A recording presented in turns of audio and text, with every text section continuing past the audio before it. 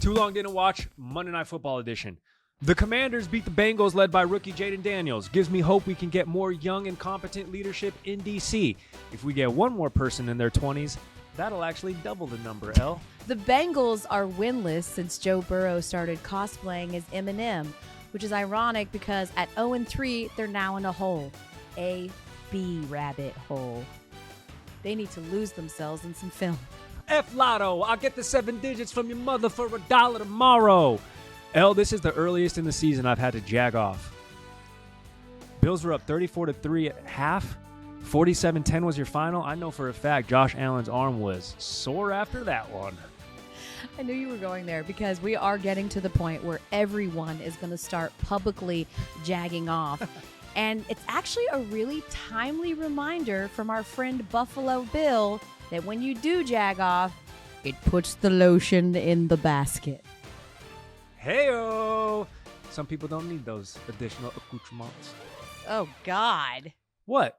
So you just... I don't do that. Elle, Our producer's literally going, right! By the way, that was a Silence of the Lambs reference for you. I understand some the of you, reference. well, no, not for you. There's some of the youngs. There's some chuckling to my left. Some of the youngs don't really understand the They Buffalo can't handle Bill. the sex jokes. Yeah, they get a little. can't. They get a little nervous. Let's talk about NFL football. Let's speak of other sticky situations. The Broncos are not in one. Wow, how about that? Read your mom's text. I get a Come text on. from Tony. Tony! Because I am, of course, on air. I am not watching football. Yes. I am focused on the WNBA postseason because that's the most important thing. And I get a score from my mom, and I'm going to read it to you exactly how she texted it. Yes. All caps. The only score to Jay Giff was what we gave them. Go Broncos. That's My what Bo Nix will do for you. My response was, I didn't watch. And then she explained that Javonte Williams fumbled at her 5, and that's the only reason that they scored. And the Bo Nix was sacked 0 times and threw for 216 yards, rushed for 47. And they beat the Bucs in a game that I imagine no one on Sunday Countdown picked them to win. That definitely ruined a lot of Survivor pools, yeah. for sure. Yeah. NFC South is nice. Yeah, I mean, look at the Falcons. Like, you had an opportunity. Minus the Falcons. You had a bit of an opportunity. Let's like dive into football by doing some relationship stuff. Okay, perfect. Because we love sort of dissecting bad relationships and seeing how they need fixes. Yes. And with the Falcons, you had this opportunity. Yeah. Like, you are going toe to toe with the defending champs. I looked at my husband before that game and I was like, I don't think this is going to go well. I really don't. They were billing this as like the most important game in like Falcons history, which is wild for It's a team crazy. that played in the Super Bowl. Yeah, straight 2 up. of them, like, wild. Anyway, and they drove right down the field. Yeah. First drive. That was an impressive. I was like, oh, damn, snap, Kirk Cousins okay. rolled the clock back. 100%. He's looking like vintage Kirk Uh-huh. Cousins. He's moving better. You know, that was my biggest concern for him. They're showing this practice video and the guy can't plant on his foot. I was like, Uh-huh. this is bad. And he's looking good. And then I had to go back to work, so I missed a little bit of the middle stuff. The Chiefs started chiefing. But they had an opportunity at the end.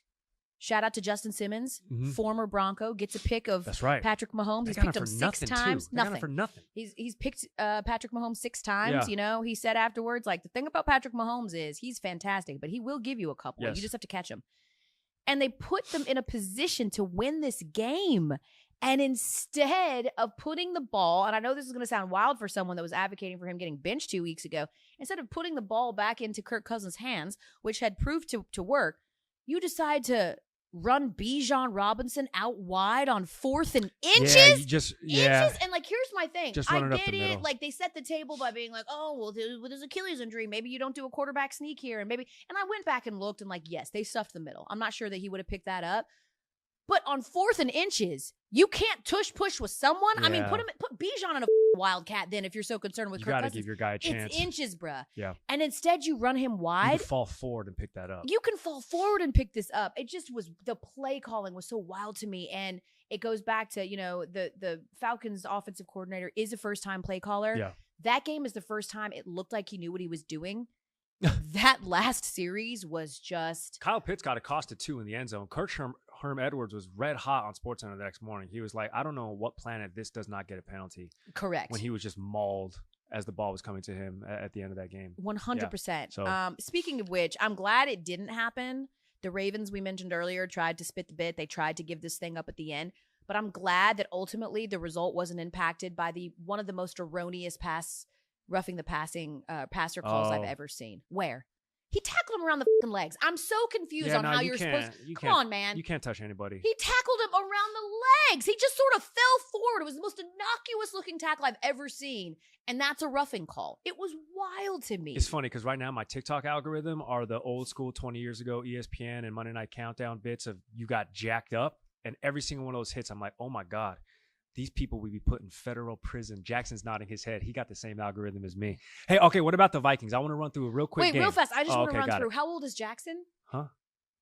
Okay, and how old are you, Gary? 37. Oh, and you guys have the same algorithm. Yeah. Interesting. Age is but a number. Go ahead. Okay, let's talk about the Vikings. Speaking of being 27, Sam Darnold, who is younger than Joe Burrow. Yeah, man. Did I not say this on First Take? I sure did. DP's in the background, I think, nodding. I was like, Sam Darnold is a playoff quarterback. He is top 5 in QBR. Yeah. He is top 2 in quarterback rating, and he leads the league in freaking touchdown to interception ratio and touchdowns with 8. So let me play a quick game with you. He has 117 quarterback rating. Okay. These are blind resumes, and you tell me if you would rather have Sam Darnold or this blind resume. This quarterback has 850 yards, 4 touchdowns so far, and 2 interceptions, right? Middle of the pack QBR. Okay, yeah, I'd rather have Sam Darnold. Of course you'd rather have Sam Darnold than Dak Prescott. Duh, no brainer. Okay, this is another middle of the pack, 600 yards, 4 touchdowns, 4 interceptions. Across 3 games? Yeah. Bo Nix, though, right? I mean, he got his first win. Okay. We'll make this juicier. No interceptions. Okay, I like so no picks. Perfect. 3 touchdowns. Right? Okay. 120 quarterback rating. Ooh. Yeah, but limited action. I'm gonna go with Sam Darnold. Yeah, you don't want the red rifle. You already got Sam Darnold. Yeah. He is the red Andy rifle. Dalton? No, thanks. Hey. Oh, let me give you just two more quick ones. 659 yards passing, 5 touchdowns, but 4 interceptions. I don't want the picks. Yeah, you don't want Patrick Mahomes. Elle, you don't want Patrick Mahomes. Come on. You don't. Okay, hell no. You don't want Patrick Mahomes. No. Okay, no, for real. You take the good with the bad with him. Yeah, last one. 700 yards passing, 3 touchdowns, not very much, through 3 games. Doesn't turn the ball over much, though, just 1 interception. Do they have a good running game? Yeah. Yes. Very good. Actually, super good. Is this person Lamar Jackson? It is. Okay. This person's Lamar. This person's Lamar Jackson. Yeah. But Sam Darnold he has better numbers than every other quarterback in the league except Derek Carr right now. Yeah. Rebirth. Yeah. I mean, it's interesting because people like you, amongst the great NFL minds. Thank you. I appreciate it. I'm a WNBA hoop head and an NFL analyst. I see you. But Dan Orlovsky and Mina Kimes said that and got laughed at. Yeah. And Dan was doing his victory lap. He said on First Take weeks ago, before the season started, that Sam Darnold could be a playoff quarterback in this system.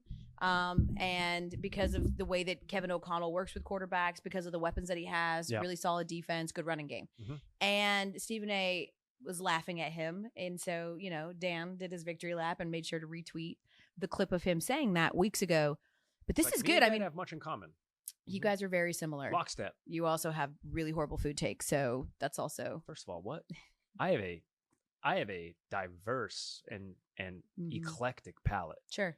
I do. That's why when you went to... Did you hear what I had for breakfast today? I was channeling my inner Europe. I had a double espresso and un chocolat. From Big Y? I think it was from Whole Foods. Okay. How European of you. But the question, of course, becomes, while we're feeling so great about Sam Darnold, who's really probably only getting this opportunity, if not for the fact that J.J. McCarthy went down with a season-ending injury in the preseason, what do you do with J.J.? Nothing. Just let him sit. Yeah. Sit and marinate. Jordan love him. Yeah. Yeah. You don't disrupt this. And a lot of credit to Kevin O'Connell, who in just a handful of years, Kirk Cousins got massively paid because of the offense that Kevin O'Connell installed. Justin Jefferson is happy with his quarterback right now. And you want the best wide receiver in the league to be happy with the guy who's throwing him the ball. The Vikings could be scary. I have one last question for you before we wrap up this show. Okay. We all fall in love at some point. Yes. And some of us, Gary, commit to that person for life. Yes. I understand. It's not quite as dramatic I in understand football. the concept. But when you commit to someone, when you fall in love, you give them a ton of money and you say, you're my person. Mm-hmm. And then you see the person that you left for the person that you chose glow the up in such a beautiful and wonderful way. This could be so many people right now. It could be, but it's the Caleb Williams and Jaden Daniels situation. Oh, yeah. The Commanders look like they are in full command with Jaden. He looked phenomenal. 2 incompletions? 2. 91% accuracy. That's an NFL rookie record. You talk about a coming out party. And I got to give a shout out to Greeny because I'm watching Get Up today and they're all saying like, oh yeah, like Washington is like in such a great position for Jaden Daniels to thrive. They've got a great running game. They can block for him. Like he's going to thrive in this situation. Caleb Williams not in a great situation. And before I could even go, wait a minute. Y'all all said Caleb Williams had the best situation that any rookie quarterback has ever come into. Greeny said it first. And it's true. And the thing is, and I thought Dan Graziano brought up a great point, is that what did Washington do to make Jaden Daniels successful? They went and got a center. They looked at his offensive line. They made sure that their running game was solid. Went and got Austin Eckler, yeah. They touchdown right? last night. Exactly. Yeah. The Bears didn't address their offensive line issue, something that has been plaguing them for years and during the Justin Fields years as well. And while they gave them tons of tools and weapons around them, it doesn't really matter how great your receivers are if you don't have the time to get it to them. Mm-hmm. Some of that is still on Caleb Williams as well, right? Like some of the stupid throws. Yeah, like, he's been playing kind of like Dookie. I mean, he's been making throws that he could have got away with playing in the Pac-12 in college, but they're not NFL open type of plays. And so he's been making some mistakes as well.